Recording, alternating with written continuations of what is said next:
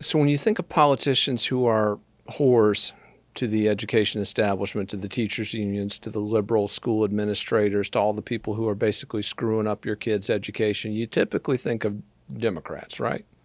I mean, I do. That's generally what the thought is. You think, whores to the status quo, Democrats, right? Well, in South Carolina, we've got a flip of the script on that this week. We've got a story out of the South Carolina House of Representatives, which is a chamber not only controlled by Republicans, but folks, they've got near supermajority status in the House of Representatives. We're talking 2-to-1 advantage. Republicans are basically one vote away from having a 2/3 majority. They could literally override anything Democrats propose. And again, this is one of the biggest GOP advantages of any state house in the country. However, and this is an important however, for the last 2 years running, South Carolina's legislature has been ranked the most liberal Republican-led General Assembly in the country. Most liberal Republican legislature anywhere. We got another unfortunate reminder of that this week. There's a bill before the General Assembly right now. It's a school choice pilot program. This program will spend $25 million a year over the next 3 years, so $75 million altogether, to provide school choice to estimated 5,000 underprivileged children in failing school districts. And Republicans won't pass it. Won't pass it.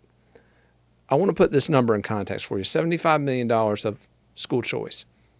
The current per child funding in South Carolina is about $17,000. And when you add that up, again, per child per year, $17,000. You add that up, we're talking about more than $13 billion being spent on government-run education in South Carolina. And by the way, South Carolina has, on any apples-to-apples national metric, one of the worst government-run education systems anywhere in America. But we're spending $17,000 per year per kid on that system, more than $13 billion. And we can't find $75 million to help some of the poorest kids in this country escape those failing schools we're paying so much money for. It defies credulity, folks. Now, I spoke this morning with a lawmaker who went on the record with me. His name's Kirkman Finley, generally regarded as a more centrist Republican. He's the kind of Republican that most people think, oh, he wouldn't be for this.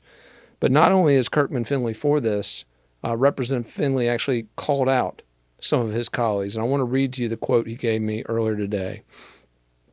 If we can't pass a pilot program to help 5,000 underprivileged kids get a better education in South Carolina, then who are we willing to help?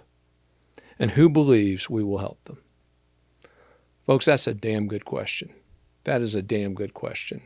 Republicans have all the power in South Carolina, folks. Unfortunately, they are not using it to advance the best interests of your kids. They are not using it to improve academic outcomes in South Carolina. They are using it to pump more money into the same failed system, the same unaccountable system, the same system that continues to indoctrinate rather than educate, and most importantly, the same system that is failing generations of South Carolina school children.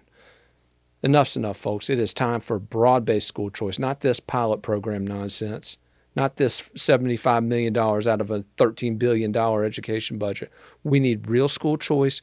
We need it now, and we need the Republican majority in the South Carolina House of Representatives and the state Senate to step up and insist on it. Unfortunately, we can't even get them to pass a pittance of school choice.